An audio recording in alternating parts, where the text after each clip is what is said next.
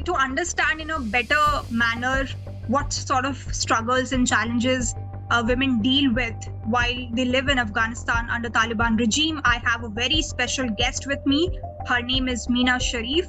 She is an Afghan Canadian author, producer, and an advocate for women's rights in Afghanistan. She was raised in Canada as part of the Afghan diaspora, and then in 2005 she moved to Kabul, and she lived there for a very long time of 14 years till 2019. Thank you so much for speaking on such an important issue, which we all must talk about and continue to talk about as an international community, because women in Afghanistan are really suffering and suffocating under the Taliban regime. You went to Kabul in 2005. You lived there for such a long time.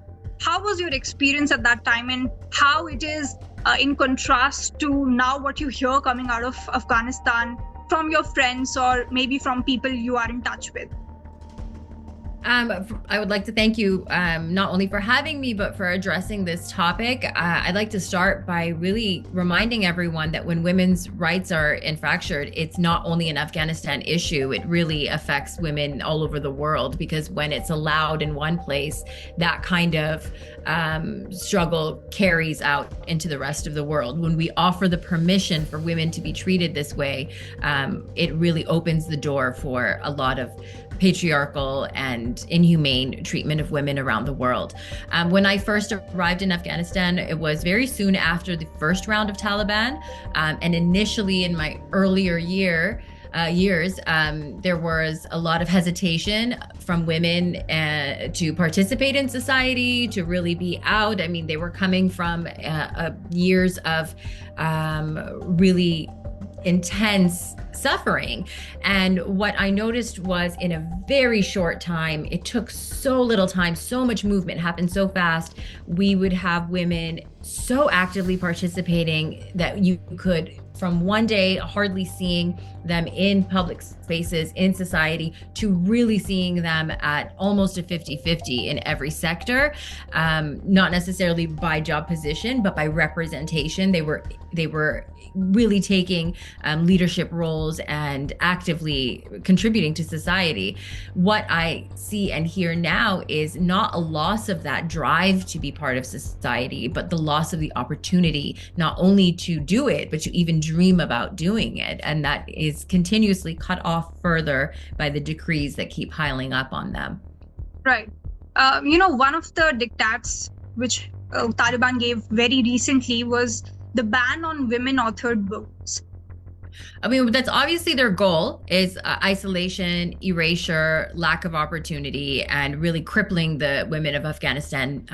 Because it's not only Afghan women authors or women authors in general that they can't read from. It's the subject matter that they're isolating as well. There's a ban on gender and development as a subject. There's a ban on women in sociology as a subject.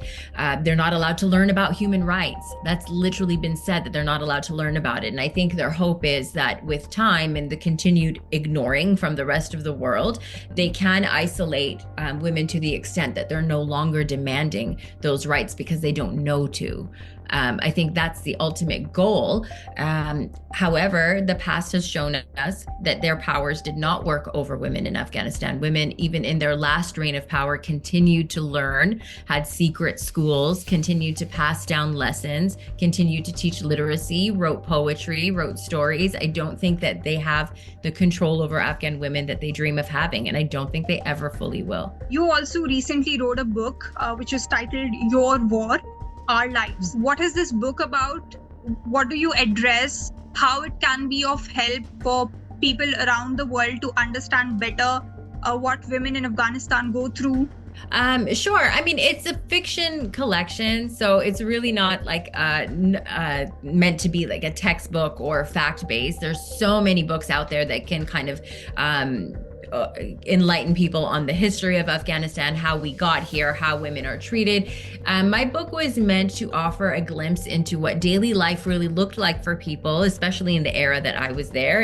It's set in that time, and to see the kind of growth and the kind of hopes and dreams and strengths of the Afghan population while war is still present, while fear is still present, while limitations are still present, because they were all the difficulties were present in that glory period as well. So that's what the book focuses on. And within that book is also the reality that Taliban made this difficult. Taliban made people fear re-entering society because of the threat of violence and the continued violence that they inflicted on the exact population that they claim to understand so well now. But these fictional stories that you've written, the stories in your book, it must have some sort of understanding and you hearing firsthand accounts of people who are living in Afghanistan. Yeah. Sure. I mean, this was the community I was a part of. So while it's not from my point of view, I'm sharing stories like a young woman who has her own television show, something that just a few years before that era it was impossible to dream about, kind of like right now. Asking a young woman right now to dream about having her own television show would be outside of her realm of imagination, possibly, because you're not even allowing her to read a book. However, they kept their dreams alive in those times, and then they reached those goals so quickly. And that's what gives me hope that this era too is a pause and not a complete end to anything. In the book, I follow their successes, but also want to illustrate that it has never been fully easy. Just because the opportunities arose, it still came with combating mindsets and combating security threats and combating all kinds of things. And I kind of wanted to show the nuance in that. Yes, we are hardworking women, resilient women, and not just women, children, men, resilient people. But the challenges are always there, while the strength is evident at all times as well. So the stories are anecdotal. You'll hear about her. You'll hear about a young boy who lives in an orphanage. You'll read about a woman who was a cleaning lady for foreign visitors.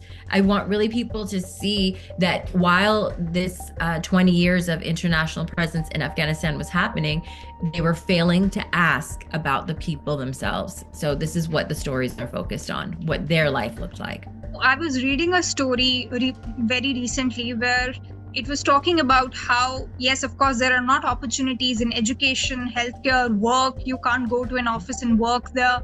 But there are opportunities where women can take up work from home. They can do some handicraft work. And there was a lot of exaggeration how they are still getting opportunities. Do you think that this is hypocritical of the international community to be talking about opportunities in Afghanistan, but not really giving them what they desire for? Yeah, I mean, offering the option of handicrafts to somebody who wanted to be a doctor is highly insulting, and it's very whitewashing of the infringement of human rights that's going on in Afghanistan.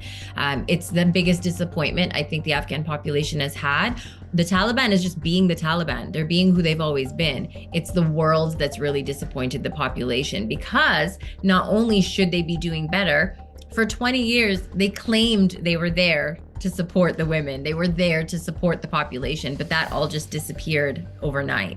But now when you talk to people living there, they must be, adapting to the situation, because they can't really do much. They can't flee because the neighboring nations are no good. So what do they then do? I mean, how do they cope with this situation? I don't think adapting is really possible, just because there's no end in sight. They don't know what one day will bring a new limitation and another limitation. And they really don't know what's left to be taken away, but they know that the Taliban continues to find new ways to limit their opportunities. So they live in the fear of what is next, of course. And the emotions really range from people I speak to, obviously, because different people react in different ways, but anger is consistent. The ones who find the energy are angry. There are still people protesting even to this day, which is mind-blowing to know that you've been ignored for 4 years and to continue demanding and risking your life, knowing no one is coming to help you, is just, I think, such a symbol of their insistence for human rights for themselves. But also many are depressed. Also, many are extremely tired, and it can be very hard to continue keeping yourself busy in the hopes that things will change. I think that's what they're forced to do. I often ask this question to people when I talk about Afghanistan. What is it that we can do to resolve it? Because seems like people talk about it, but there's not much happening. A lot of countries say we don't want to legitimize Taliban, which some say, quote unquote, a terrorist group. Then what is it that we can do? There is no arrest, there is no diplomatic pressure, there are no sanctions, which is so big so that Taliban can act. Right. I mean, there's two ways to look at it. It's what can we do to stop the Taliban, but I always look at it as what can we do to stop supporting the Taliban, right? They are not in power all by themselves. Unfortunately, even countries like India are interacting with their leadership, taking them in the direction of legitimacy. Although they haven't recognized them as an official government, they're meeting with their leaderships just in January in Dubai, for example, having conversations with their ministers, talking about trade. Taliban is quite happy and recognizing India as a trade partner. When you speak out against your own government for the uplifting of Taliban, I think that's the strongest move versus anything else, because it's when we stop giving them the power that we can talk about solutions on alternatives. But we can't just talk about how do we get rid of them while still uplifting them, while watching our governments from the West and from everywhere else continue to just not only look the other way, but start to explore opportunities to work with them. That just makes them stronger. But I think ultimately, definitely it's very important for governments to put pressure on Taliban, but it's also about the people of Afghanistan who are living there. Because ultimately, even if you're carrying out trade, it is somehow helping the economy of Afghanistan, and it will ultimately lift the people of Afghanistan. Now, what do you think? Because often when I talk to people who are activists for the rights of people in Afghanistan, they talk about how resilient are the people over there. Of course, you talked about various emotions that they deal with: anger, sadness, depression, but they are also very resilient.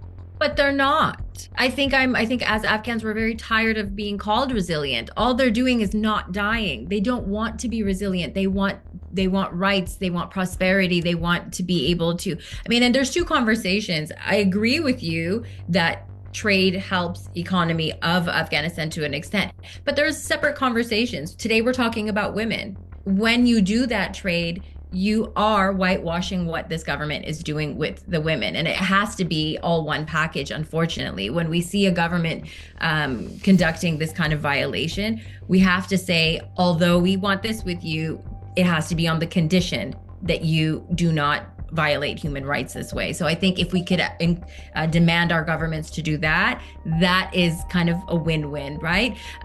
But I don't think that resilience is something we want to be proud of. We want to say, hey, we deserve rights like everybody else. Please stand with us, demand it for us. And also it will carry out into the rest of the world. I think in particularly the West is ignoring it as if it's never going to get over here and it's never going to reach Europe and it will. And that's the scariest part, I think, is that people are, uplifting the behavior as well. The countries around the world, we have a really bad habit to forget about things. When Kabul fell, it was very hot topic. A lot of people are, putting out statements condemning Taliban, but now people don't seem to care about Afghanistan. And I think our international bodies need to do more about it. Thank you. Thank you. Likewise, and thank you again for keeping the voice of Afghan women alive. I appreciate that.